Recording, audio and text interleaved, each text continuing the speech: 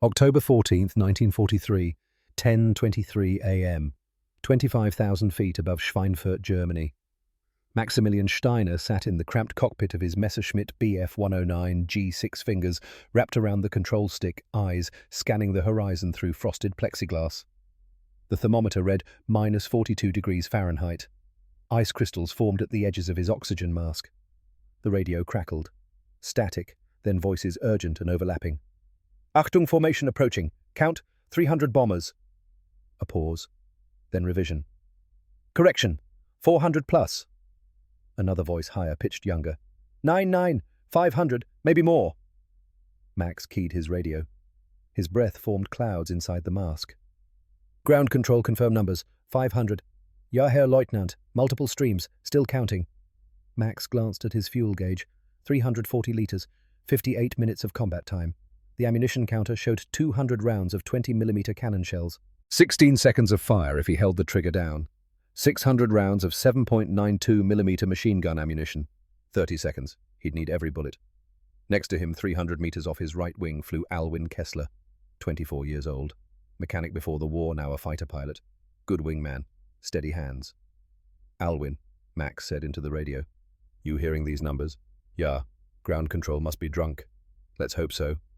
But Max didn't believe it. Something felt different today. The intelligence briefing that morning had been tense, nervous energy among the officers. The target was Schweinfurt Ball, bearing factories critical to German war production. The Americans would send everything they had. Still. 500 bombers. Max pulled back on the stick, climbing through a thin layer of cumulus clouds at 23,000 feet. The engine roared 1,275 horsepower, pushing the fighter upward. Climb rate 3,000 feet per minute. His Bf-109 broke through the cloud layer, and Max stopped breathing. The sky, the entire sky, white. Not clouds, contrails. Condensation trails from aircraft engines forming a geometric grid that stretched from horizon to horizon, 40 miles wide, 5 miles deep. Layer upon layer of bomber formations, stacked at different altitudes like a massive aerial staircase, 22,000 feet, 24,000, 26,000. Each formation was a box, 30 B-17 flying fortresses flying in tight defensive arrangement, and there were dozens of boxes, dozens. Max started counting, force of habit, fighter pilot arithmetic, 30 bombers in that box, 60 in those two, 90, 120, 150, 200, 250, 300. He stopped counting. Behind the first wave, more bombers, behind those more still. The contrails merged into a solid white ceiling backlit by morning sun. The sound reached him even through the engine noise and thick canopy. A deep, throbbing rumble. The combined roar of thousands of Wright Cyclone engines. Each B-17 carried 4 engines. Each engine produced 1,200 horsepower. The numbers assembled themselves without effort. 1,000 aircraft, maybe more. 20 million horsepower total. An armada that filled the visible sky. The radio erupted. German voices all speaking at once. Mein Gott! How many are there? I count 40 boxes. 40. Impossible. They're everywhere. Max keyed his mic. His voice came out steady, though his hands had started to shake. Alwin, how many do you count? A long pause. Then Alwin's voice quiet. Ich habe bei 300 aufgehört. I stopped counting at 300. Max released the transmit button. His mind raced, calculating, analyzing. 12 Bf-109s in his staffel. Maybe 800 German fighters total defending the entire country. Against 1,000 American aircraft. Simple arithmetic. Even if every German fighter shot down one bomber optimistic, they'd destroy 12% at most. The Americans would still have 850 aircraft over target, and tomorrow, American factories would begin replacing those losses, while German factories bombed repeatedly struggled to replace anything. Max tightened his grip on the stick. The photo in his breast pocket pressed against his chest. Greta and Liesel, his wife 28, his daughter 5 years old, both in Berlin 300 kilometers north. Every bomber he shot down was one less bomb on their heads. He pushed the stick forward, beginning his attack dive, but a voice in the back of his mind whispered what he already knew, what every pilot in the sky that morning would realize within the hour. We've already lost. Not today, not this battle, but the war. 28 months earlier, May 1941, Eastern Front, Ukraine. Maximilian Steiner was 28 years old, newly promoted to lieutenant, and he'd never killed anyone. That was about to change. The Soviet Polikarpov I-16 fighter appeared in his gun sight at 11 o'clock high, silhouetted against white clouds. Stubby fuselage, fixed landing gear. NATO would later call it the Rata, the rat. Soviet pilots called it Ishak, little donkey. Max called it a target. He pulled back on the stick, hauling his Bf-109 F4 into a climbing left turn. G-forces pressed him into his seat. 4 Gs, 5, 6. His vision narrowed at the edges, grey creeping in. He grunted, tensing his leg and stomach muscles, forcing blood back to his brain. The I-16 pilot saw him. Too late. The Soviet fighter broke right, diving for speed, but the Bf-109 was faster. Top speed 370 miles per hour against the I-16's 326. Max had the altitude advantage, energy advantage, training advantage. He rolled inverted, pulling through to follow the dive. The horizon spun. Sky became ground, became sky. The I-16 grew in his Reeve gun sight, the simple crosshair system German fighters used. Max's thumb hovered over the firing button. Range 800 meters. Too far. 600 meters. Still too far for certain kill. 400 meters. The I-16 pilot pulled hard left, trying to use his superior turn rate. Soviet fighters could out-turn German fighters at low speed, but Max wasn't low speed. He was diving at 400 miles per hour engine, screaming propeller a blur. 200 meters. Max pressed the trigger. The 20mm MG FF cannon mounted in the propeller hub fired first. Thump, thump, thump, thump. 4 shells in quick succession. Then the two 7.92mm MG-17 machine guns in the nose. Brrrt! 50 rounds per second combined. Tracers arced across the sky. Every 5th round glowed orange, marking the bullet path. The first 2 cannon shells missed, passing under the I-16's left wing. The third struck the engine cowling. Metal shredded. The fourth hit the cockpit canopy. The I-16 nosed down sharply. Smoke poured from the engine. Flames licked along the fuselage. Max watched the pilot struggle with the canopy, trying to bail out. The canopy wouldn't open. Stuck or damaged. The fighter hit the ground at 4,200 feet, traveling at over 300 miles per hour. The impact threw dirt and debris in all directions. Secondary explosion as the fuel tanks ruptured. Orange fireball. Max pulled out of his dive at 2,000 feet, 7.2 Gs. His vision went completely grey. He couldn't see, couldn't think. Just pulled, trusting his instruments, trusting his training. Vision returned. He was level heading west. His hands shook on the stick. First kill. The Soviet pilot was dead, burned alive or crushed on impact. Max would never know which. He keyed his radio. 1 down. Returning to base. His commander's voice came back. Hauptmann Dietrich von Schell, 38 years old, veteran of the previous war, 18 victories already in this one. Good shooting, Steiner. Come home. Max turned for base. His hands wouldn't stop shaking. That evening, the Staffel celebrated. 12 pilots crowded into the operations tent, passing around a bottle of schnapps. Someone had scrounged real coffee, a luxury on the Eastern Front. The air smelled of tobacco and sweat and engine oil. Von Schell raised his cup. To Lieutenant Steiner, first victory! The pilots cheered. Max forced a smile. He felt nothing. Numb. Alwyn Kessler, the mechanic-turned-pilot, slapped his shoulder. How did it feel? Fast, Max said. Everything happened fast. Gets easier. Did it? Max wasn't sure he wanted it to get easier, but it did. Over the next 28 months, Maximilian Steiner became a different person. The shy schoolteacher's son from Munich disappeared. In his place emerged someone harder, colder, a killer who no longer shook after combat, who slept through the nightmares, who wrote cheerful letters home to Greta and never mentioned the men he killed. By December 1941, 8 victories. By June 1942, 18 victories, and the Iron Cross First Class pinned to his tunic. By March 1943, 28 confirmed kills and a reputation as one of the steadiest pilots in Jagdgeschwader 52. 247 combat missions flown. 42 emergency landings, 3 times shot down, twice wounded, minor injuries both times, shrapnel in his left shoulder from a Leg 3's cannon, burns on his right hand when a fuel line ruptured. He learned the cold logic of air combat, energy management, altitude for speed, speed for position, position for kill. Never turn with an enemy fighter unless you had no choice. Never follow a damaged enemy to the deck where his friends might be waiting. Never assume a kill until you saw the crash or the parachute. And never ever get comfortable. Comfortable pilots died. His aircraft changed as the war progressed. The Bf-109 F4 he flew in 1941 gave way to the G model in 1943. The G6 variant. More powerful engine. 1,475 horsepower from the Daimler-Benz DB605 engine. Top speed, 398 miles per hour at 22,000 feet. Service ceiling 37,000 feet. Upgraded armament, 120mm MG-151 cannon, firing through the propeller hub, 230mm MG-131 machine guns above the engine. More speed, more firepower, but also heavier, less maneuverable. The trade-offs of war. Max learned to love the G6 anyway. It kept him alive. Home became something distant and abstract. Letters from Greta arrived every 2 weeks, delayed by the military postal system. She taught piano to children in Berlin, described Liesel's progress in school. 5 years old now, learning to read. Smart like her mother. The letters never mentioned the bombing. Berlin had been hit repeatedly since 1940, British raids at night. But Greta's letters spoke only of daily life. Shopping, cooking, Liesel's questions about when Papa would come home. Max wrote back with equally cheerful lies. The war was going well. He was safe. He'd be home soon. In September 1943, a letter arrived that broke through Greta's careful optimism. Dearest Max, forgive me for worrying you, but I must tell the truth. Food is scarce. Our ration is now 180 grams of bread per day. Liesel asks if the war will end soon. She doesn't understand why Papa has been gone so long. The bombing grows worse.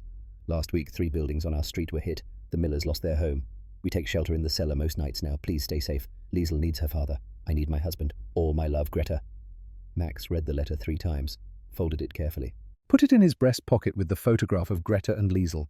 The photo was creased now, worn from being handled so many times. Greta smiled at the camera, dark hair pulled back, Liesel on her lap. Taken in 1940, before everything changed. He wrote back that night.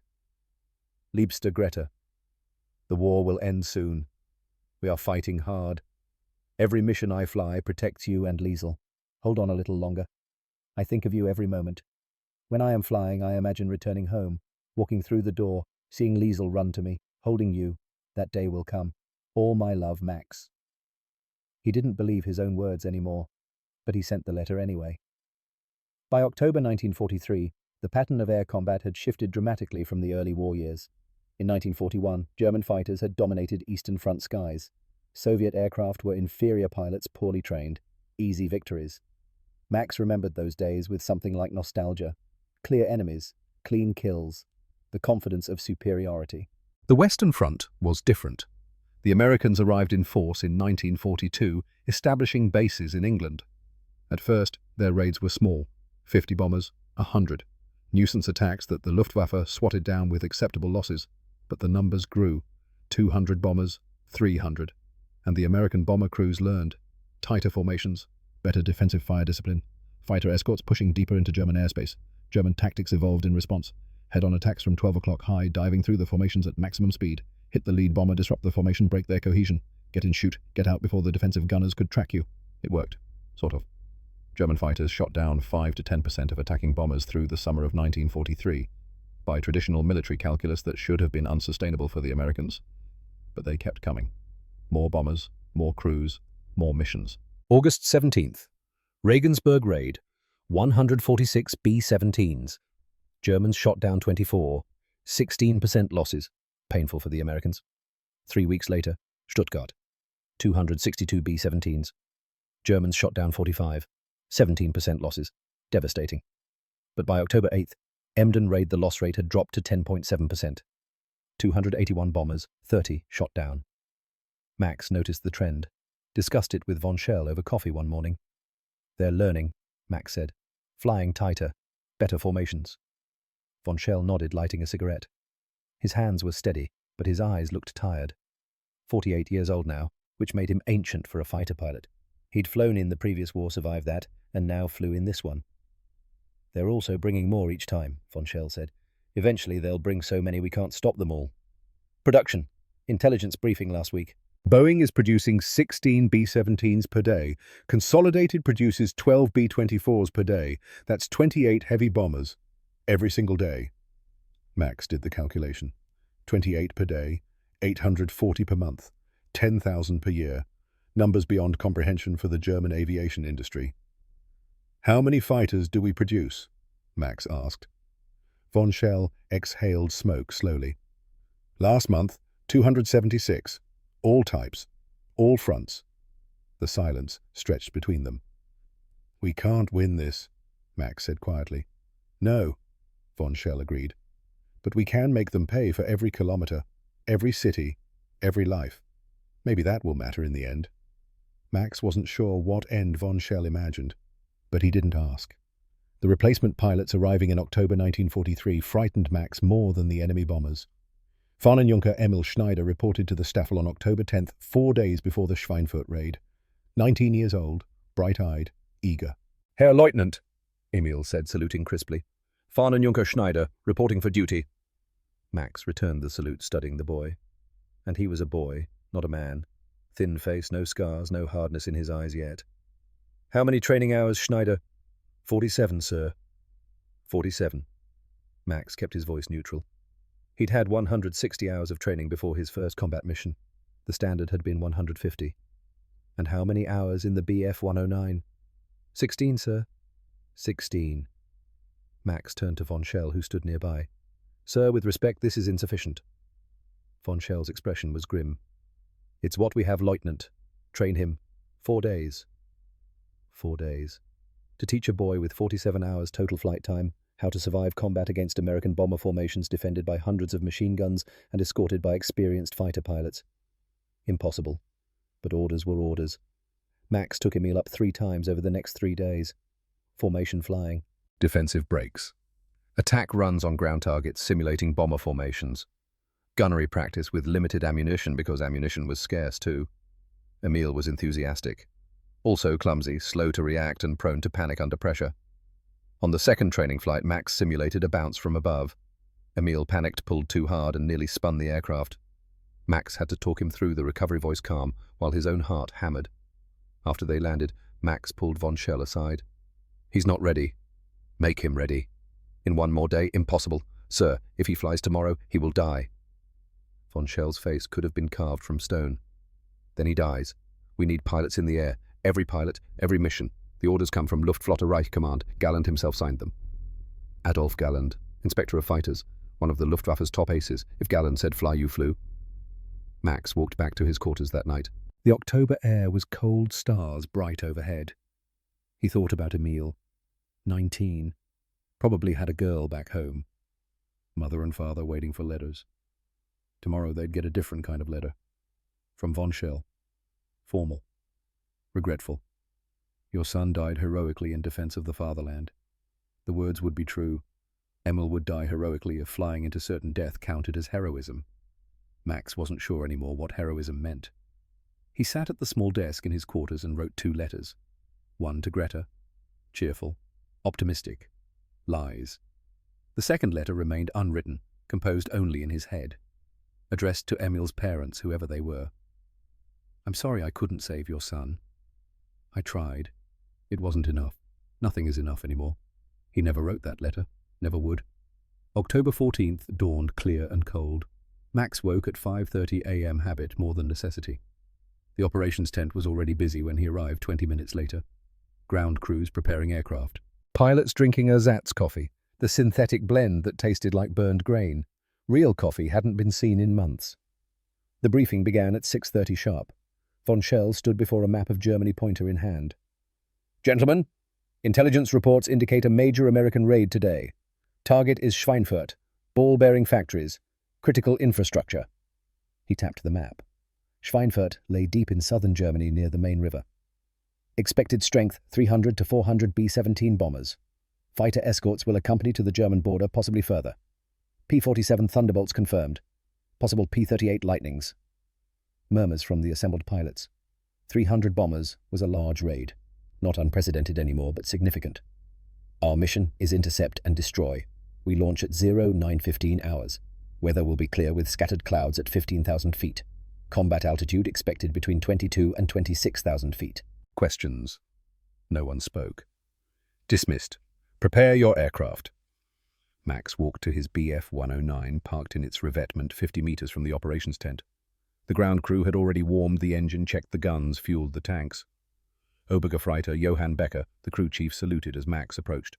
42 years old, too old for combat flying, but invaluable as a mechanic. 23 years in the Luftwaffe, including service in the previous war. Aircraft ready, Herr Leutnant. Full fuel load 400 liters. 200 rounds 20mm, 600 rounds 7.92mm. Oil pressure, good, engine temperature's good. She's ready. Thank you, Becker. Max walked around the fighter, performing his own inspection, force of habit, trust but verify. The Bf-109 G6 sat on its narrow landing gear, nose pointed skyward. Yellow number 4 painted on the fuselage. Personal markings, 3 small crosses on the rudder, 1 for each 10 victories. 28 kills total. How many more would he add today? How many men would die because of his skill? He pushed the thought away. Couldn't afford philosophy in combat. Max climbed onto the wing, then into the cockpit. Tight space, cramped. German fighters weren't built for comfort. The parachute pack formed his seat. He strapped in 5-point harness, connected the oxygen hose, radio led, settled the leather flying helmet on his head, goggles pushed up. From his breast pocket, he removed the photograph of Greta and Liesel, looked at it for 10 seconds, put it back. For you, he whispered. No one could hear. The engine coughed, caught, roared to life. 1,275 horsepower shaking the airframe. Max checked his instruments. Oil pressure rising, temperature nominal, fuel flow good. He glanced left. Alwyn's aircraft was starting up blue-grey smoke from the exhaust. Beyond Alwyn, 10 more fighters preparing to launch, including Emil's. The boy sat in his cockpit helmet too large, making him look even younger. Max keyed the radio. Schneider, stay on my wing. When we engage, do exactly what I do. Understand? Ja, Herr Leutnant. Emil's voice trembled slightly. Stay alive, Max thought. Just stay alive through today. At 9:15 a.m. exactly. Von Schell's voice crackled over the radio. All aircraft take off in sequence. Form on me after wheels up. Max released the brakes. The Bf-109 rolled forward tail up, picking up speed. The runway was 2,400 meters of packed earth. Max needed 450 meters.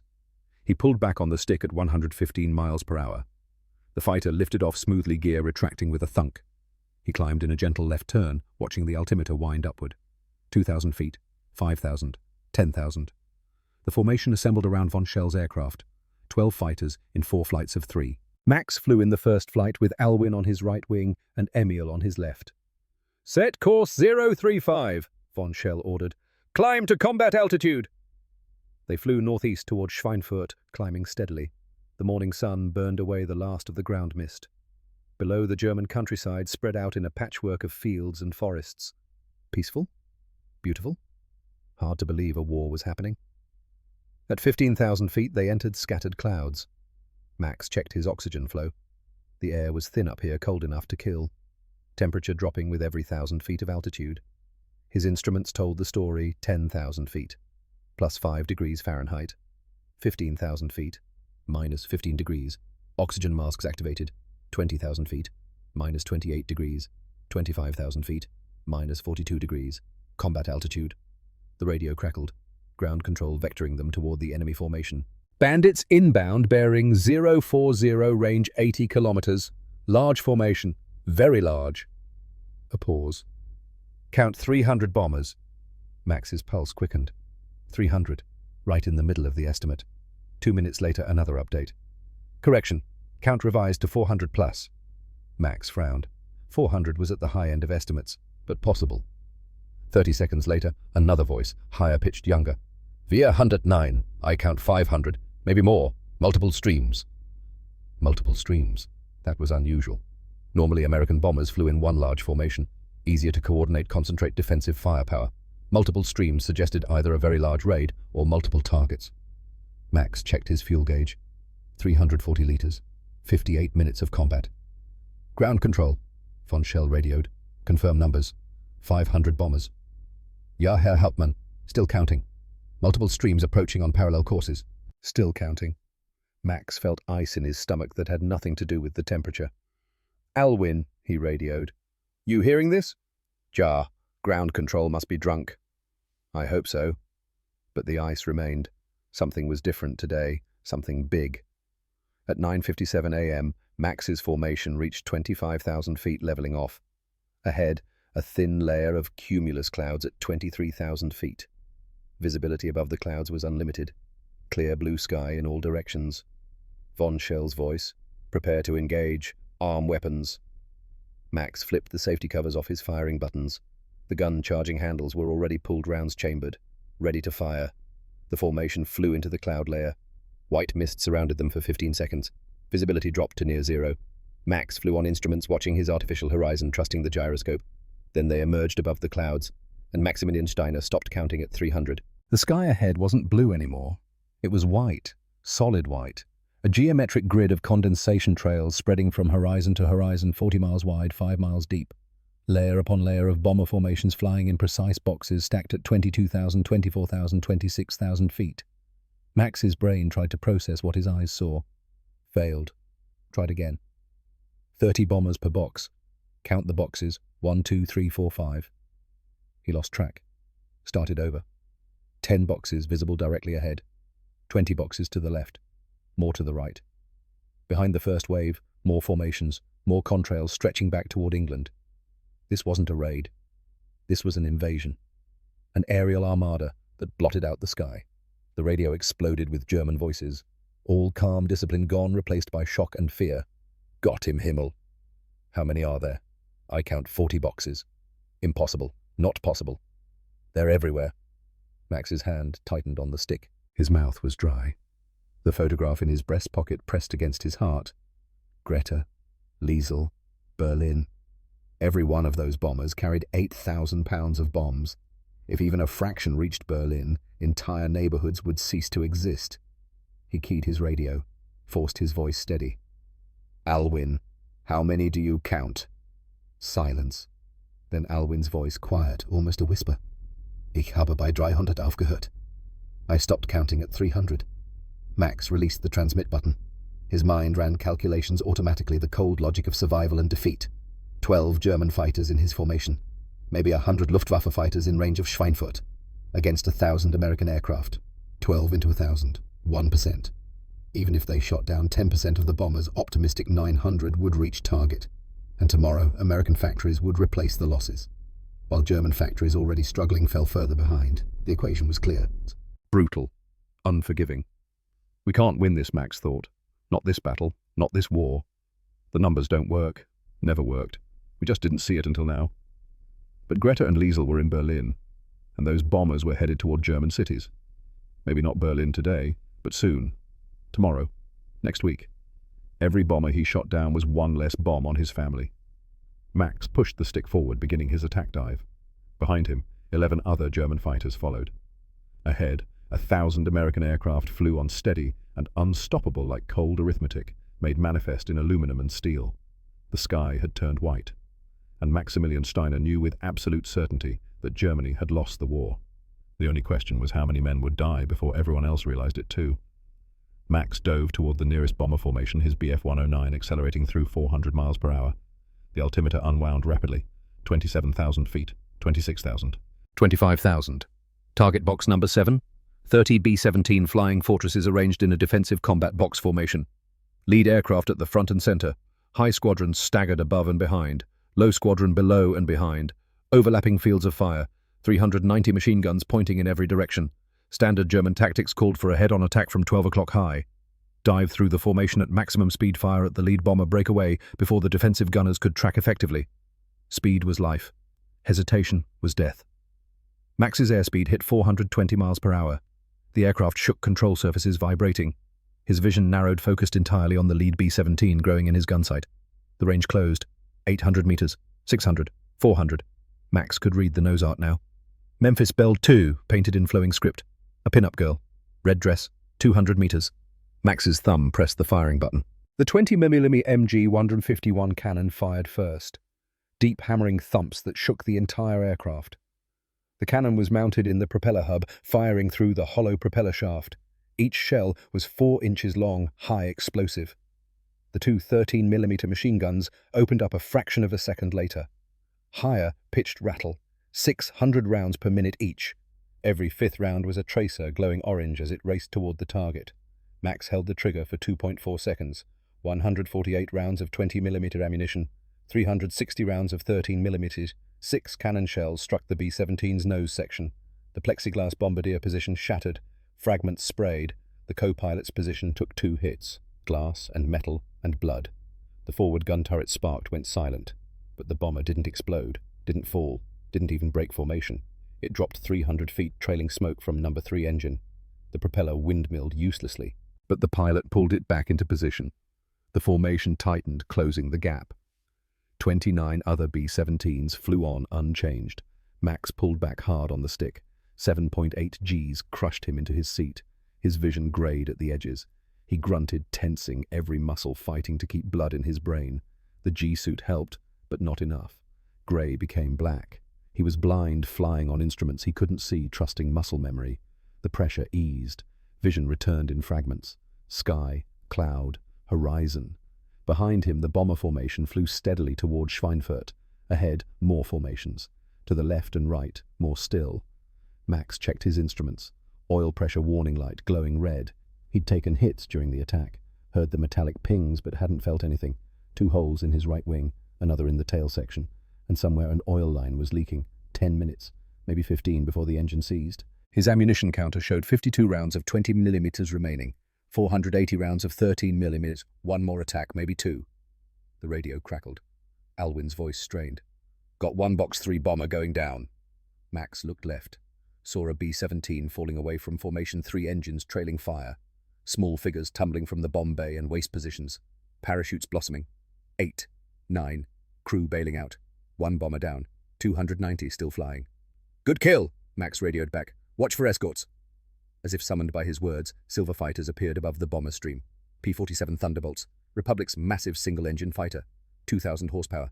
8 50-caliber machine guns, combat radius extended by drop tanks hanging under the wings. The escorts had arrived early. Usually they turned back at the German border range limited, but these P-47s were pushing deeper, staying with the bombers longer. Another variable in the equation of defeat. Max turned away from the P-47s, looking for another opening.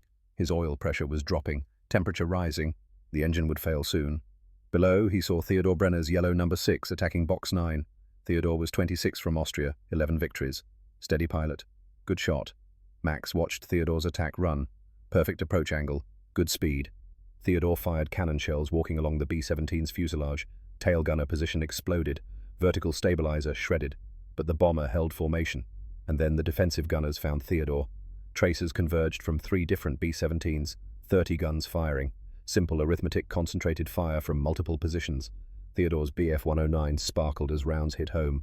Wing, fuselage, canopy, black smoke poured from Theodor's engine. The fighter rolled left inverted, began spinning. Max waited for the canopy to jettison for Theodor to bail out. The canopy stayed closed. The Bf-109 spun into the ground 12 seconds later. No parachute, no chance. Theodor is down, someone said over the radio. Voice flat, emotionless. Too many deaths to process grief anymore. Max forced himself to look away, to focus. He had minutes of flying time remaining before his engine died. Had to make them count. He spotted a B-17 lagging behind Box 12. Damage from another fighter's attack, perhaps. 300 meters behind formation. Struggling.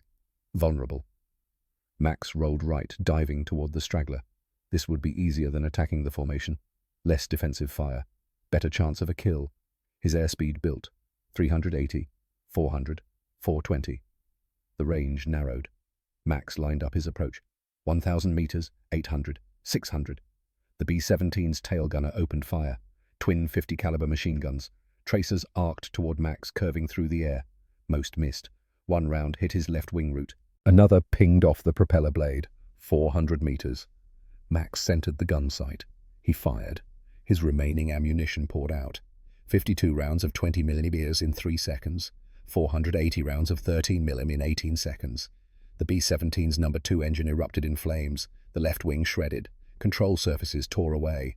The bomber rolled onto its back, breaking apart as it fell. Max saw 6 parachutes deploy. 4 men went down with the wreckage. His guns clicked empty. Ammunition exhausted. The engine coughed. Oil pressure 0. Temperature redlined. Schwarzer blitzes Winchester and damaged, Max radioed. Winchester. Code for out of ammunition. RTB. Return to base. If he could make it. 50 kilometers to Wiesbaden airfield. Engine failing. Altitude 23,000 feet. He could glide maybe 30 kilometers if the engine quit entirely. Max turned west, leaving the bomber stream behind. Below the German countryside spread out peaceful and green. Above the white contrails continued east, an endless stream of aircraft. He damaged 1 bomber, destroyed another. 2 out of approximately 1,000, 0.2%. The arithmetic of futility. Emil Schneider died at 10:34 a.m., 19 years old, 47 hours of flight training, 6 minutes of combat experience. Max didn't see it happen. He was already 3 kilometers away, nursing his damaged engine toward base. But he heard it on the radio, heard the panic in Emil's voice. "They're shooting at me. Too many. I can't." Static. Then von Schell's voice, hard and cold. "Schneider is down. Continue the attack." Max closed his eyes for 2 seconds, opened them, kept flying. The engine was making a grinding sound now, metal on metal, the propeller windmilling roughly. He had maybe 5 minutes before complete failure. He made it 7 minutes. The engine seized at 10:41 a.m., propeller stopping abruptly.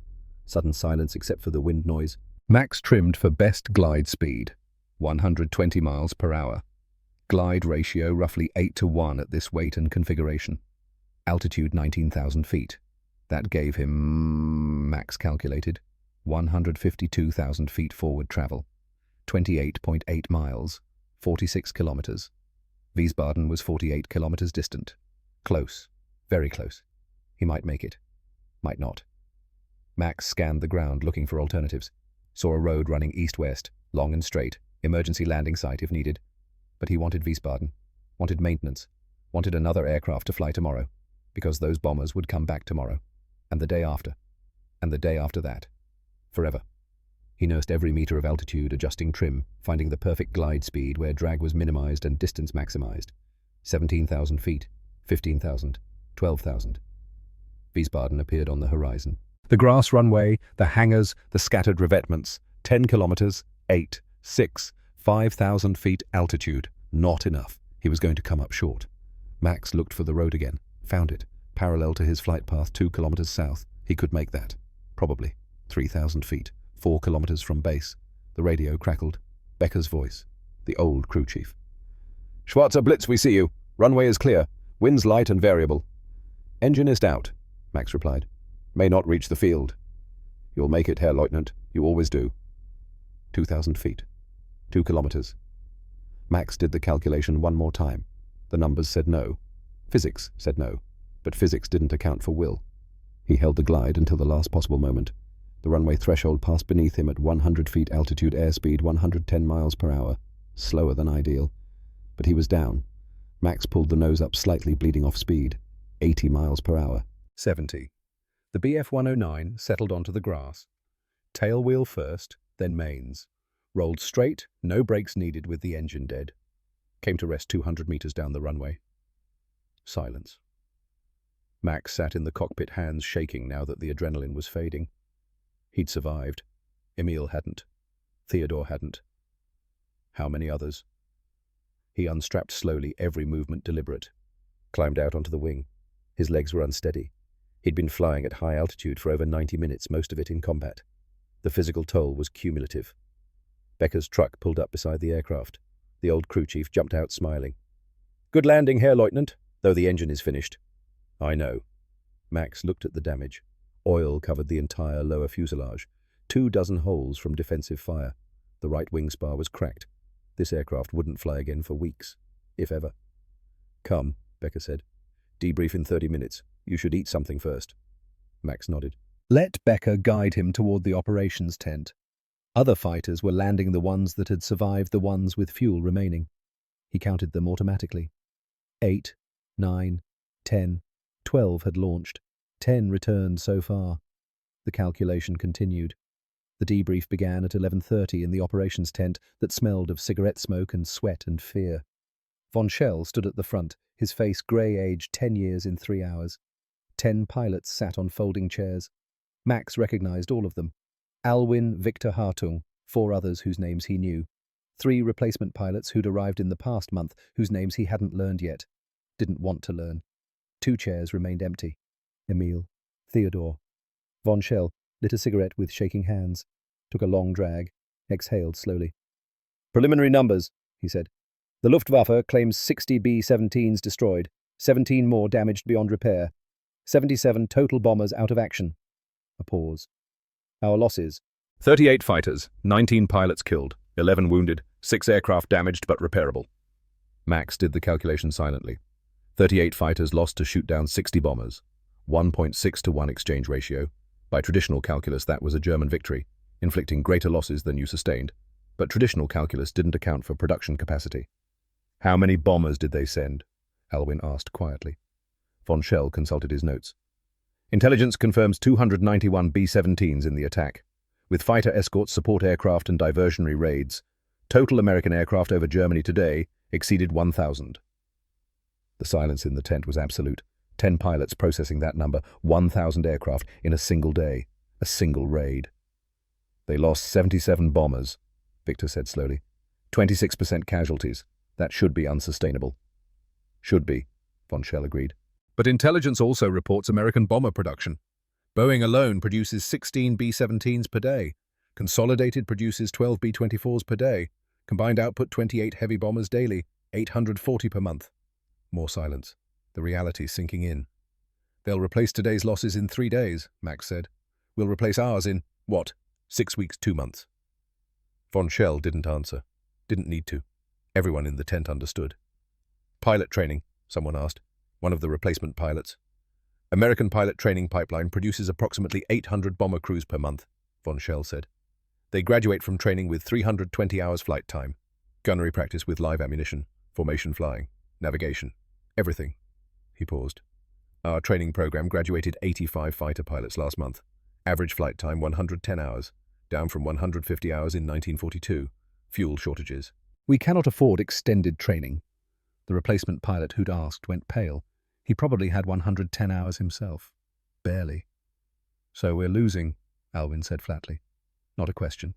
A statement of fact. Von Schell met his eyes. We are fulfilling our duty, defending the fatherland. That is what matters. Does it matter if we can't win? It matters that we fight. Every bomber we destroy is one less bomb on German cities, on our families. Max thought of Greta's letter. 180 grams of bread per day. Liesel asking when Papa would come home. Berlin being bombed nightly. When do we fly again? Max asked. Tomorrow, if weather permits. Intelligence expects another large raid within 48 hours. Of course. Another raid. Another 1,000 aircraft. And another after that. Forever. The debrief continued for 20 more minutes. Technical details, ammunition expenditure, combat observations. But Max barely heard it.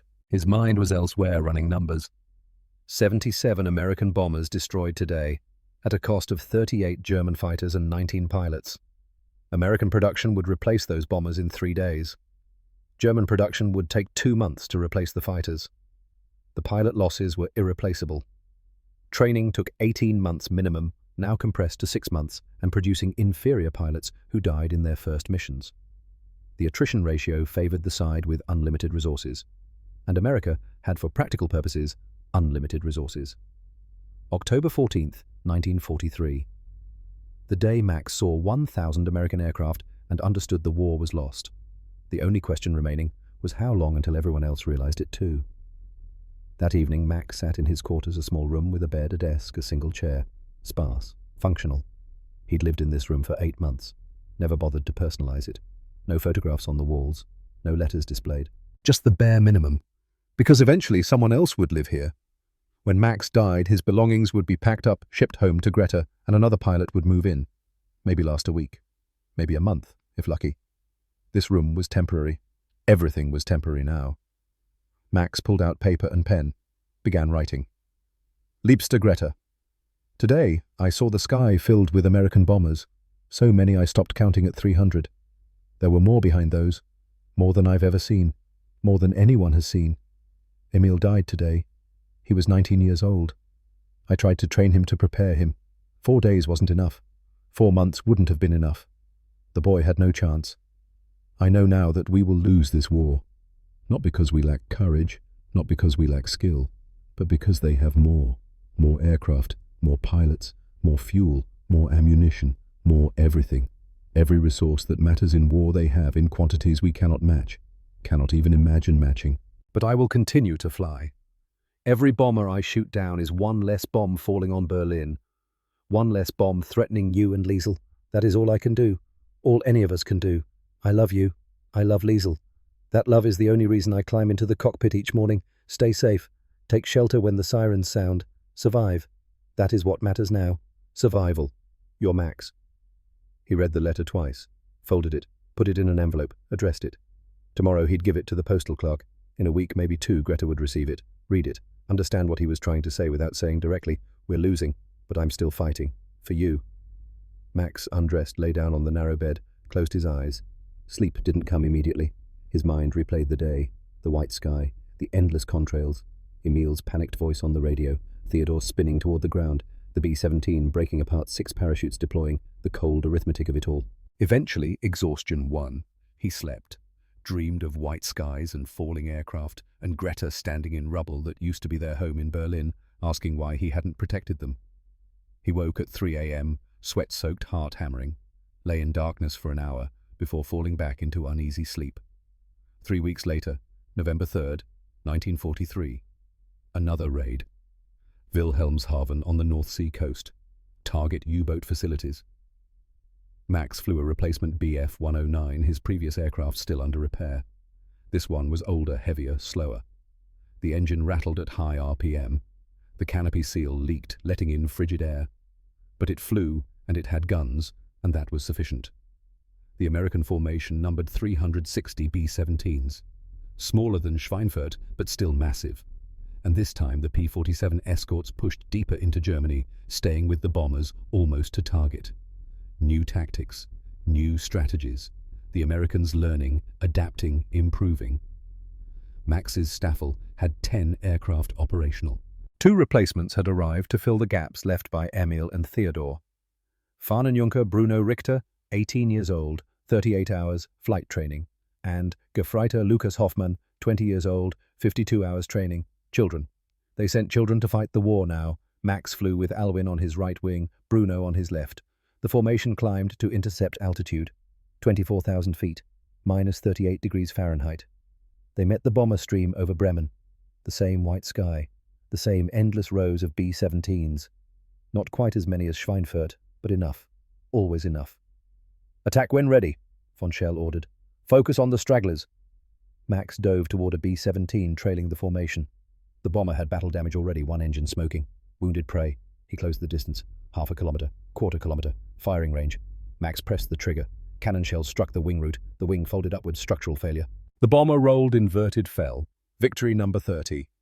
Not confirmed yet, but Max knew the kill was good. He pulled up looking for another target. Saw Bruno attacking a different bomber. The boy's approach was wrong. Too slow. Wrong angle. The defensive gunners would have an easy shot. "Bruno, brake left," Max shouted into the radio. "Brake now." Too late. Tracers converged on Bruno's fighter. The canopy shattered. The engine exploded. The Bf-109 fell away, tumbling out of control. No parachute. Bruno Richter, 18 years old, died in his first combat mission, 4 minutes after engaging the enemy. 38 hours of flight training. 4 minutes of war. The calculation continued its relentless advance. Max forced himself to focus. Emotions were luxuries fighter pilots couldn't afford. Grief was for later, for the nights, for the letters home. In combat, there was only survival. He spotted another straggler. Attacked. Damaged it severely. The bomber dropped out of formation, 2 engines dead, but the crew kept it flying. His ammunition was running low. He'd expended too much on the first kill. "Winchester," he radioed. "Out of ammunition. Again." "RTB," von Schell replied. "Good hunting." Good hunting. 2 bombers. 1 destroyed, 1 crippled, at the cost of Bruno's life. The exchange rate was terrible and getting worse. Max turned for base, checked his fuel. 30 minutes remaining. Enough. Behind him the bombers flew on toward their target. Ahead, German cities waited. Factories, shipyards, homes. He thought about Bruno. 18. Did the boy have a girlfriend? Parents, siblings Max didn't know. Hadn't asked. Didn't want to know. Easier that way. Easier to forget. Except he wouldn't forget. Would remember all of them. Emil, Theodore, Bruno, the replacement after Bruno, the replacement after that. An endless procession of young men flying to their deaths in aircraft they barely knew how to operate, fighting an enemy they had no hope of defeating. Simple attrition. Germany was bleeding pilots faster than it could train them, losing aircraft faster than factories could build them, consuming fuel reserves while Allied bombing destroyed refineries and synthetic fuel plants. The equation had only one solution, one inevitable conclusion: defeat. Max landed at Wiesbaden 28 minutes later, taxied to his revetment, shut down the engine, sat in silence for 5 minutes before climbing out. Becker approached, face grim. "Bruno didn't make it," Max said quietly. Becker nodded, said nothing. What was there to say? The old mechanic had seen hundreds of pilots come and go. Young men who arrived enthusiastic, flew a few missions, died. A pattern repeated endlessly. "When's the next replacement arriving?" Max asked. "Tomorrow. 2 of them. Straight from training school." 2 more, with maybe 60 hours flight time between them, who'd last a week if lucky, who'd add their names to the list of the dead. Max walked toward the operations tent. Von Schell would want a debrief. Numbers, statistics, kill claims, damage assessments, the arithmetic of war recorded and filed and forgotten. He paused outside the tent, looking up at the sky. Clear blue. No contrails. The bombers had already passed, already hit their targets, already turned for home. Tomorrow, they'd come back. Different target, same result. German fighters would intercept, shoot down, a few lose pilots, accomplish nothing strategic. And the day after tomorrow, again, and again, and again.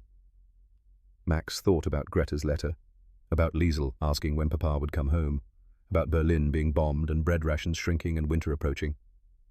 He thought about Bruno, 18 dead after 4 minutes of combat. He thought about the white sky over Schweinfurt. The moment he stopped counting at 300, the moment he understood, then he pushed open the tent flap and went inside to report his kills. Because that was his duty, his only remaining purpose. To fly, to fight, to die eventually, like all the others. The numbers were clear, the conclusion inevitable. But until that conclusion arrived, Max would keep flying, keep fighting, keep trying to protect the people he loved, even though protection was impossible, even though defeat was certain, even though cold logic never lied. Some truths were too terrible to speak aloud. So you flew instead. Let the sky swallow your screams. Let combat burn away the despair. Let duty replace hope. Max sat down for the debrief, began reciting numbers, altitude, airspeed, ammunition expenditure, enemy destroyed, friendly losses, the arithmetic of November 3rd, 1943. One more entry in the ledger of defeat, one more day closer to the inevitable end. Outside, the sky remained blue and empty. Waiting for tomorrow's white contrails, waiting for the next 1,000 aircraft, waiting for logic to render its final verdict. The answer was already written in the sky. Everyone could see it now. The only question was how long until someone admitted the truth aloud. Germany had lost the air war, lost it on October 14th when Max stopped counting at 300. Everything after that was just arithmetic working itself out to the predetermined conclusion. Some equations had only one solution. This was one of them. Winter came early to Germany in 1943. By December, snow covered the airfield at Wiesbaden. Ground crews worked in freezing temperatures to keep engines' operational oil from solidifying, fuel lines from freezing. Every mission became a battle against weather as much as the enemy. Max flew 17 missions in December, claimed 3 B-17s destroyed, 5 damaged. The numbers no longer meant anything to him. 33 total victories. Meaningless statistics in a war already lost. The replacement pilots kept arriving. 2 in November, 3 in December. Young faces, eager voices, short lifespans. Max stopped learning their names after Bruno, called them by their aircraft numbers instead. White 7, White 9, White 11. White 7 died on his second mission. White 9 lasted 4 missions. White 11 made it to 8 missions before a P-51 Mustang caught him during a climbing turn. The Mustangs were new, American escorts with longer range, better performance, superior pilots. They could fly all the way to targets deep in Germany and back. The era of unescorted bomber formations was over. Now German fighters faced not only the bombers, but also skilled fighter escorts hunting them. The attrition rate accelerated. On December 19th, Max received a letter from Greta. The envelope was stained, wrinkled, delayed 3 weeks in military postal system. He opened it in his quarters after a mission that had killed White 9. "Dearest Max, forgive the delay in writing. The postal service is unreliable now. Your last letter reached me only yesterday, dated November 3rd. I must tell you something difficult. The building next to ours was hit on December 8th. Evening raid. Incendiary bombs. The fire spread to 3 adjacent buildings before the fire brigade contained it. We are safe. Liesel and I spent 4 hours in the cellar. She was terrified, asked for you repeatedly. I didn't know what to tell her. Max, I am frightened. The raids grow worse each week, sometimes 3 times a week now. The shelters are crowded. Food is scarce. Liesel is thin. I am thin. Everyone is thin. I know you are fighting to protect us. I know you are doing everything possible. But I must ask, is there any chance we might leave Berlin? Go to the countryside? Somewhere safer? I'm sorry to burden you with this. You have enough worries. But I had to ask. Please stay safe. Come home to us. All my love. Greta." Max read the letter 3 times, then sat staring at the wall for 20 minutes. Leave Berlin. Yes, they should leave Berlin. Should have left months ago. But bureaucracy complicated everything. Travel permits, ration cards tied to specific districts, housing shortages in rural areas. And his military pay was sent to their Berlin address. Changing addresses meant paperwork delays, potential gaps in payment, all solvable problems. But solving them required time and energy Max didn't have. He flew every other day when weather permitted, spent other days recovering writing reports training replacements who'd die within the week. He pulled out paper and began writing. Liebste Greta, yes, leave Berlin as soon as possible. Go to Aunt Hilda in Bavaria. She wrote last year offering to take you if needed. Accept her offer. I will arrange the paperwork. It may take 2 weeks. Be patient, but pack now. Take only essentials, documents, photographs, warm clothing. Leave everything else. Berlin is no longer safe. Will only grow worse. You and Liesl must survive. That is what matters. Survival. I will send money for travel. Find someone to help with Liesl on the train. The journey will be difficult. Do this for me, please. I cannot protect you if you remain in Berlin. But Bavaria is safer, rural, fewer targets. I love you both more than words can express. Your Max. He sealed the letter, added it to the outgoing mail pile, hoped it would reach Greta before the next major raid. Then he lay down and tried to sleep. Failed. Spent the night staring at darkness, thinking about White 9, who'd been 19 and had mentioned a girl back home 5 minutes before dying. January 1944 brought Operation Argument. The Americans called it Big Week. 6 days of maximum effort raids against German aircraft production facilities, thousands of sorties, unprecedented scale. Max flew 4 missions in those 6 days, the sky filled with bombers each time. Not 1,000 like Schweinfurt, but 500, 600, 700. Enough. Always enough. On January 29th, Max encountered P-51 Mustangs for the first time in extended combat. The mission was Berlin, the first major American daylight raid on the capital. Max's Staffel launched with 8 aircraft, all they could get operational. Fuel shortages limited sortie rates now. Luftwaffe Command had to ration aviation fuel across all fronts. They intercepted the bomber stream at 26,000 feet 40 kilometers west of Berlin. 400 B-17s in staggered formations, and above them weaving back and forth silver P-51 Mustangs, at least 200 escorts. Von Schell's voice crackled over the radio. Stay together, attack from altitude, watch for the escorts. Max dove toward the nearest bomber box. Alwyn followed 300 meters back and right. Victor Hartung flew left wing. 3 experienced pilots. Maybe they'd all survive. Max reached 430 miles per hour in his dive. The bombers grew larger. 2,000 meters, 1,500, 1,000. Silver flashes above.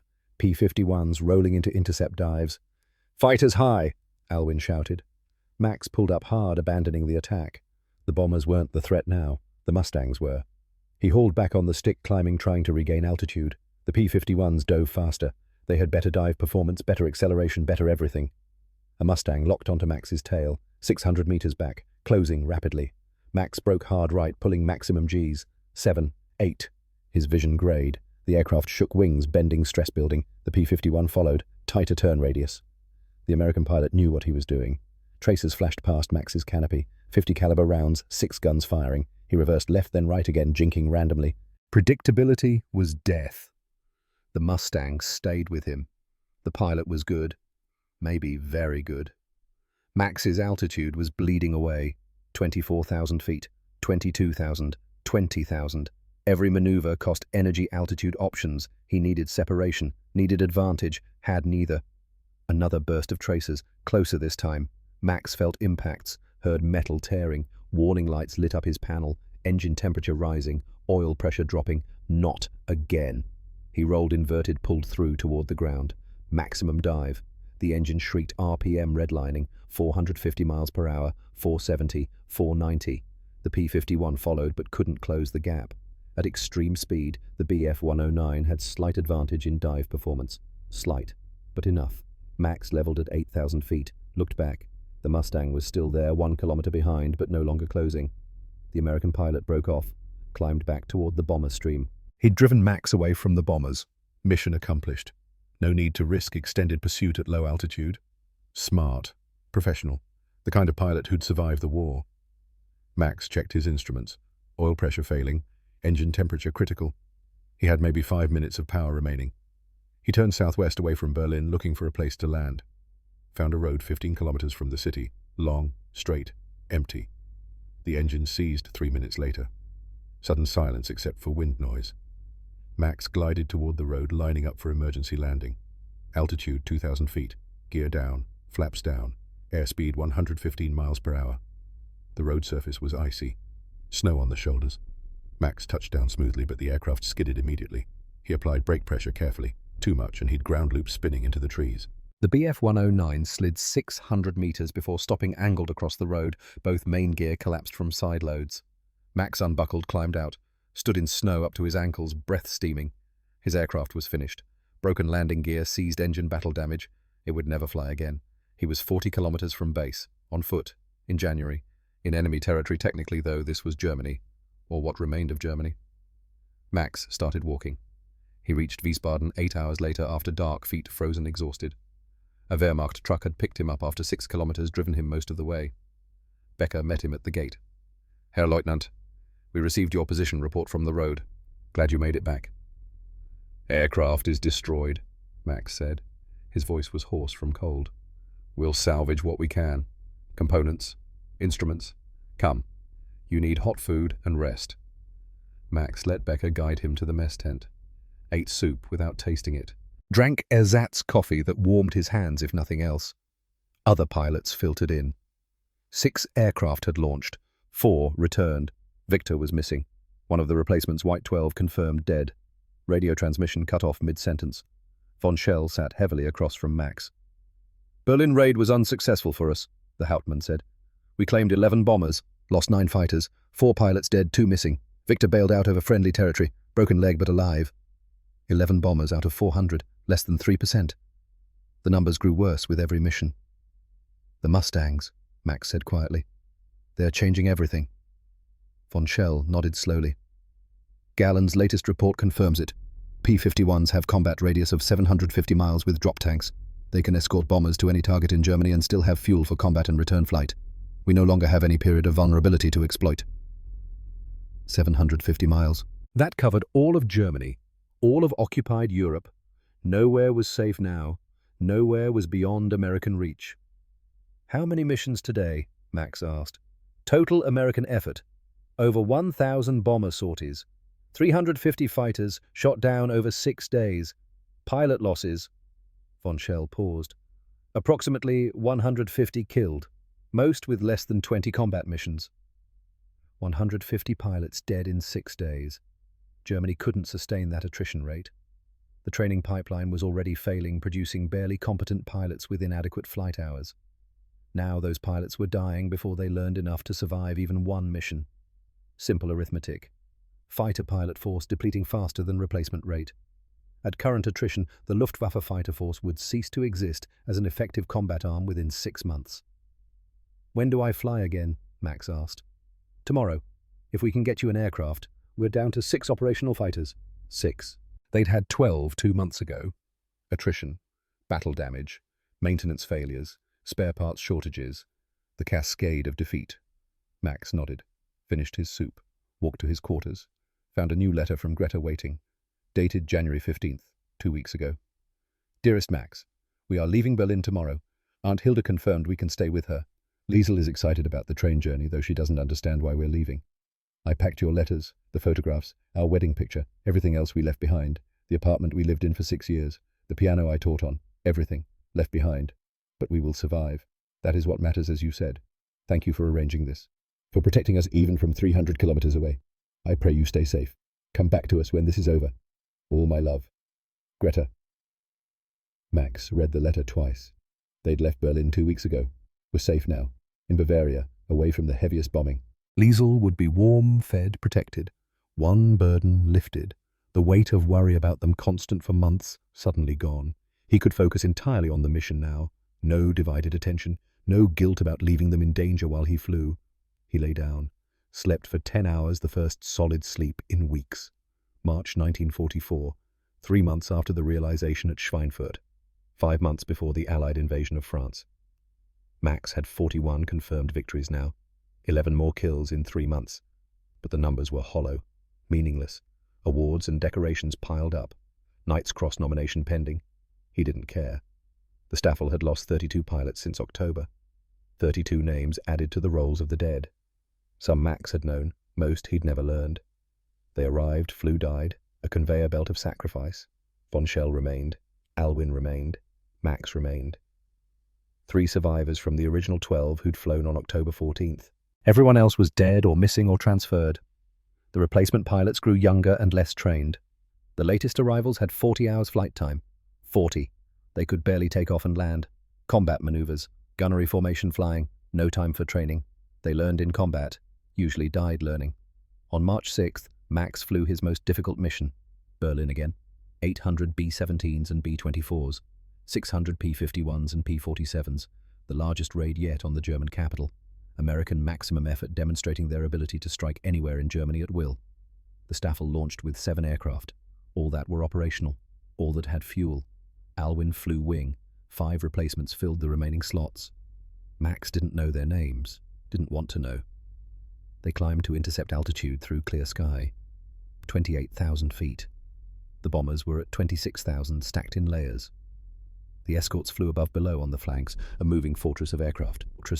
Max selected a target box, began his dive. Silver flashes, P-51s converging from 3 directions.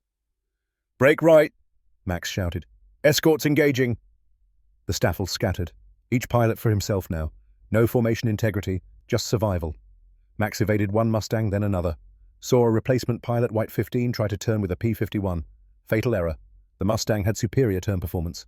White 15's BF-109 shuddered as 50 caliber rounds walked up the fuselage.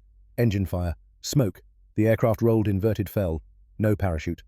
Another replacement, White 14, managed to get behind a bomber. Fired his guns, hit the B-17's wing root. The wing separated. The bomber fell, spinning, crew tumbling out. Then P-51 swarmed White 14, 3 against 1. He had no chance. His aircraft disintegrated under concentrated fire. Max dove away using speed to escape. Ran for 2 minutes at maximum throttle, fuel gauge dropping rapidly. He'd burned through half his fuel already, mostly running from escorts. He climbed back toward the bomber stream. Found a lone B-17 straggler. Engine damage falling behind formation. Easy target. Max attacked from 7 o'clock high. Fired. Cannon shells hit the bomber's tail section. Vertical stabilizer shredded. The B-17 nose down, uncontrollable. Victory number 41. But before Max could break away, he heard Alwyn's voice on the radio, strained, desperate. "Max, I'm hit. Engine failure. Bailing out." Max's blood went cold. "Position," he transmitted urgently. "Southwest of Berlin, maybe 30 kilometers. Engine fire. Can't hold it."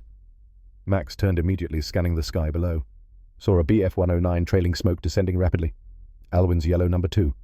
"Get out," Max shouted. "Bail now." He watched the canopy jettison. Saw Alwyn's figure separate from the aircraft. Parachute deployed. White silk against winter-brown landscape. The BF-109 hit the ground 8 seconds later. Exploded. Max circled above Alwyn's descending parachute, checking for enemy fighters. Saw none. The P-51s were focused on the bomber stream. Alwyn landed in a field. The parachute collapsed. Max saw him stand wave, alive, on the ground in friendly territory. He'd survive, but the Staffel had lost its best wingman. Max returned to base alone. Fuel critical. The other 5 aircraft, unknown. Radio traffic had gone silent after the first engagement. He landed with 15 liters of fuel remaining. Shut down the engine, sat in silence. Becker approached. "The others?" the old mechanic asked. "Don't know. Alwyn bailed out, southwest of Berlin. Alive." Becker nodded, waited. 10 minutes later, 1 more aircraft returned. Von Schell's. The Hauptmann climbed out slowly, moving like an old man. He was 48, looked 70. "5 aircraft lost," Von Schell said. 3 pilots confirmed dead. 2 missing, probably dead.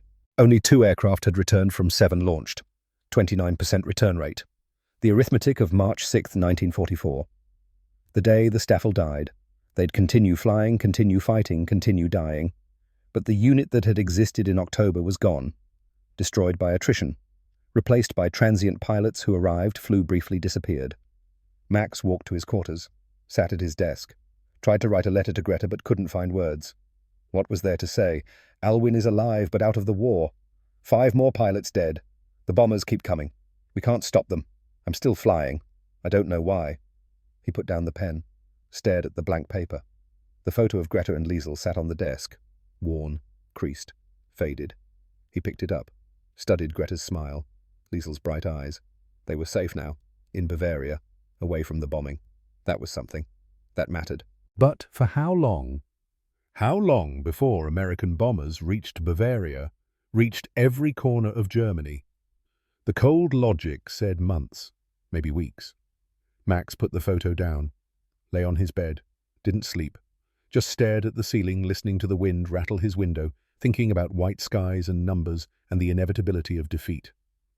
The final months of Max's war blurred together. April, May, June, July, August. Missions flowed into each other indistinguishable. Faces of replacement pilots blurred, names forgotten before they were learned. D-Day came on June 6th. Allied invasion of Normandy. The Luftwaffe was absent. No fuel to oppose the landings. No aircraft in sufficient numbers. The invasion succeeded while German fighters sat grounded 300 kilometers away. Max watched from Wiesbaden as supply columns moved west to counter the invasion. Watched as Allied fighter bombers strafed those columns. Watched the arithmetic of defeat play out in real time. The bomber raids continued.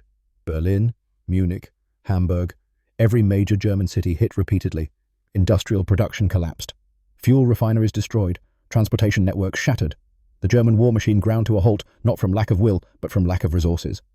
By August, Max's Staffel could barely sustain operations. Fuel allocation 2 missions per week. Pilot strength 6. Aircraft operational 4. In early August, von Schell was transferred to Bavaria to command a training unit. His replacement was a stranger 26 years old. 30 victories didn't last 3 weeks. Shot down by P-51s over Stuttgart. The new commander after that was a Hauptmann named Weber, 24 years old. He lasted 5 days. Max was the senior pilot now. 31 years old. 41 victories. Ancient for a fighter pilot. By October 1944, 1 year after Schweinfurt, Max had flown over 300 combat missions. The most experienced pilot in the Staffel. Also the most tired, most hollow, most ready for the end.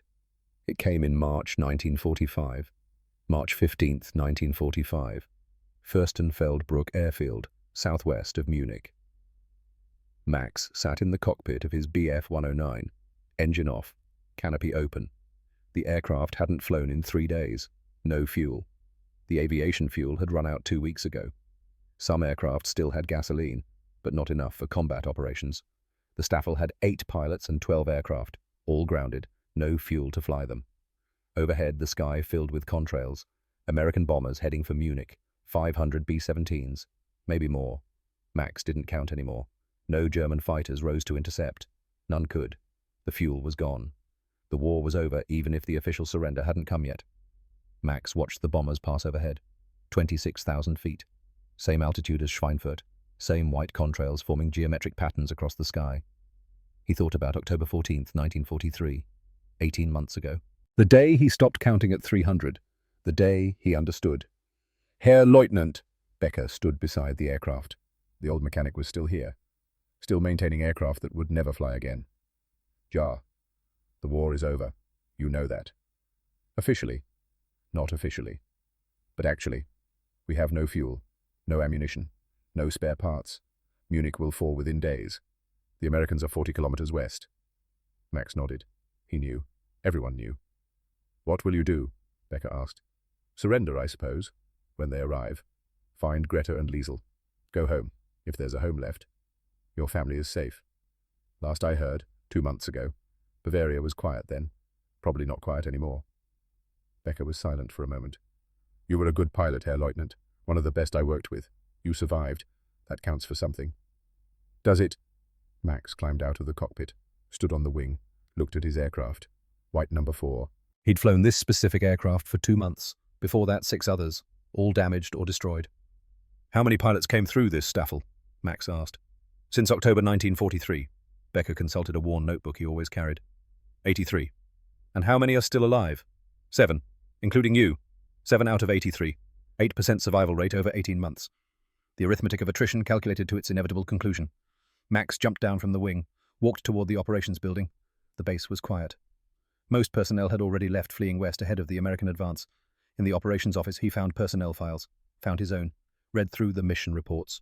312 combat missions, 41 confirmed victories, 32 unconfirmed, 4 aircraft shot down under him, 3 emergency landings, multiple wounds, all minor. He'd survived, through numbers that said he shouldn't. Through attrition that killed 92% of his comrades. Through 18 months of fighting a war already lost. Why, luck maybe. Skill, certainly. But also something else. The photograph in his breast pocket. Greta and Liesel. The reason to survive when others didn't.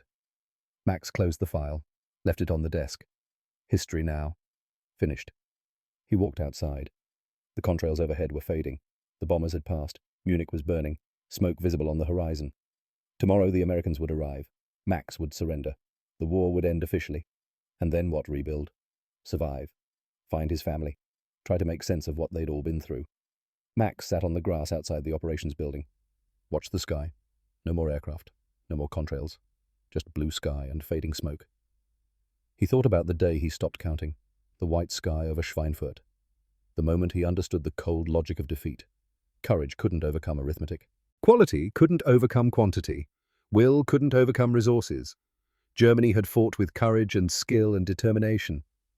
And lost anyway. Because the numbers didn't work. Never worked. The arithmetic was clear from the beginning if anyone had looked honestly. Max pulled out the photograph. Greta and Liesel. Worn almost to transparency now. But still visible. Still his. "I'm coming home," he whispered to the image. "Finally, I'm coming home." The sky remained empty. The war was over. The numbers had rendered their final verdict. Germany had lost. Max had survived.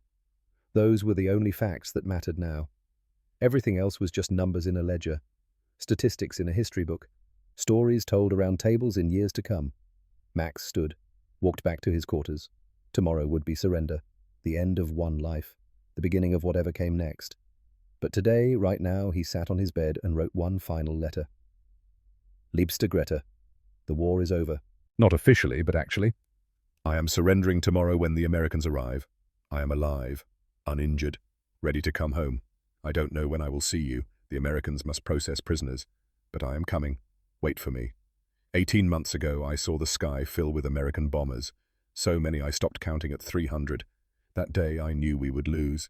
Knew the arithmetic made defeat inevitable. I was right. We lost, but I survived. And now I can come home to you and Liesel. That is all that matters. Survival. Being together again. Everything else is history. I love you both. I am coming home. Your Max.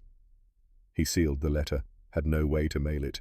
The postal system had collapsed, but he kept it anyway. Would hand-deliver it when he found them. Max lay down. Slept. Dreamed of white skies and falling aircraft, and Greta standing in doorways smiling, welcoming him home. He woke at dawn to the sound of American tanks. Surrender. March 16th, 1945. Morning.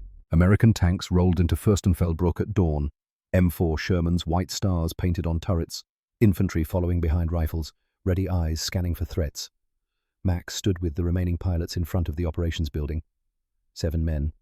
Hands empty. No weapons. No resistance.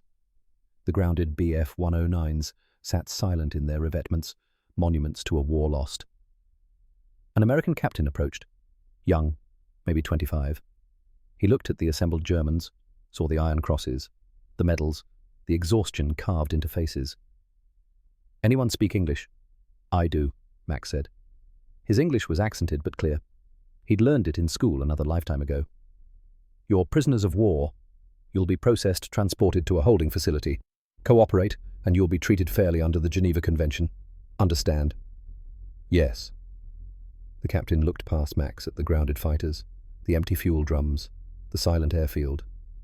"Hell of a war," he said quietly, not gloating, just stating fact. Yes, Max agreed. Hell of a war. They were loaded onto trucks, driven west, deeper into Allied-controlled territory. Max looked back once at Fürstenfeldbruck, at the Bf-109s sitting silent, at the sky empty of contrails for the first time in years. Empty sky. He'd forgotten what that looked like. The truck drove on, past ruined cities, past refugees, past the wreckage of Germany.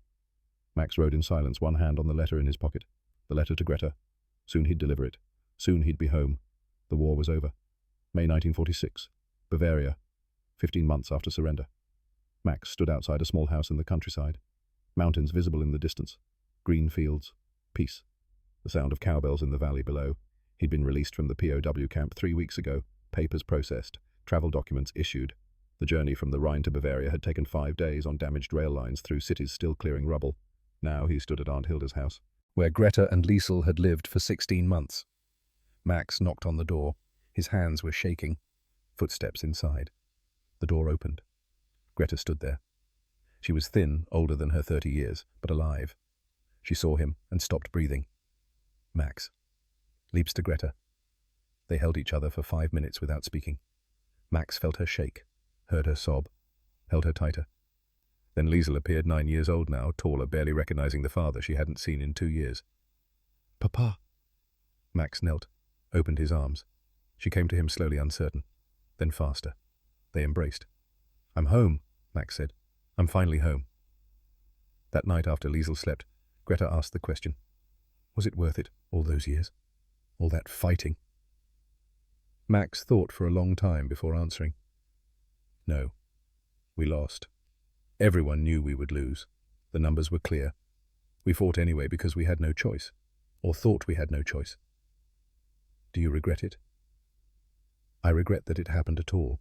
That men died for nothing, that cities burned, that families were destroyed. But I don't regret trying to protect you and Liesel. That was the only thing that mattered. Greta held his hand. You survived. That's what matters. You came home. Max nodded. But late that night, lying in bed, he thought about the others. Alwyn, Victor, Theodore, Emile, Bruno. 83 pilots, 76 dead.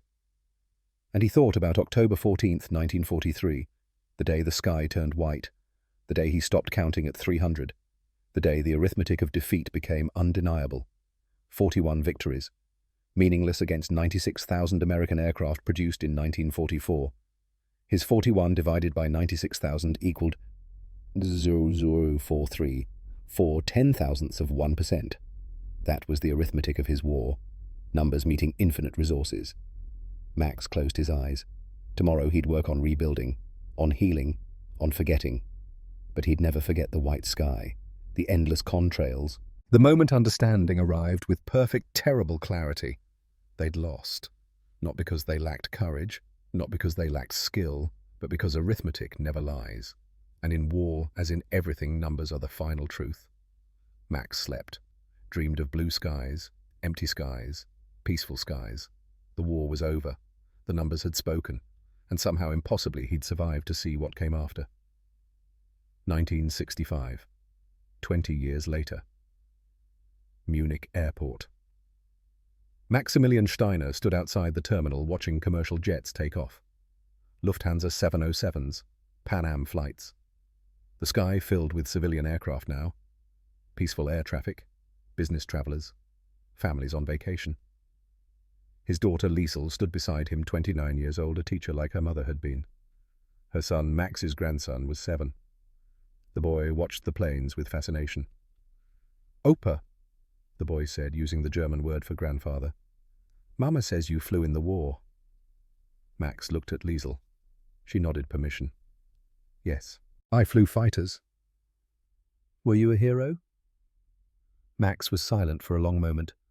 Thought about October 14th, 1943, the white sky, stopping counting at 300, Emile, Theodore, Bruno, Alwyn, 83 pilots, 76 dead. He thought about the arithmetic, 41 victories against 96,000, the cold logic of defeat. No, he said finally. I wasn't a hero. I was just a man who survived when most didn't. Why did you survive? Max looked at Liesel, at his grandson, at Greta, 63, now standing by the car, hair grey but eyes still bright. Because I had something to come home to. The boy didn't understand yet. Would someday.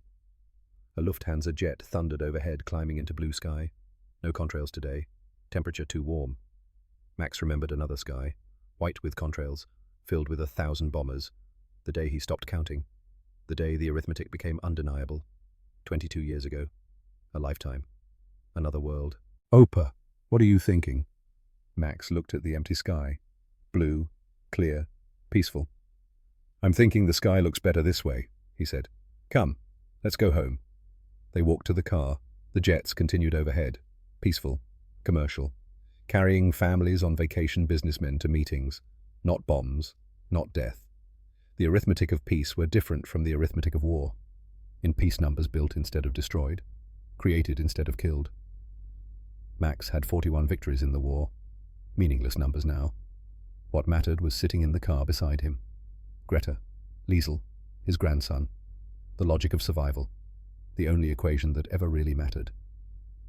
They drove home through Munich, rebuilt from rubble, past where the old apartment had stood, past the airfield, now a park, children playing where fighters once launched. The past was past. The sky was empty, and Max had lived to see what came after. He thought about that day in 1943, the white sky. The moment he stopped counting. Ich habe bei 300 aufgehört, he murmured. I stopped counting at 300. Greta heard him, reached over, took his hand. And you lived to tell about it.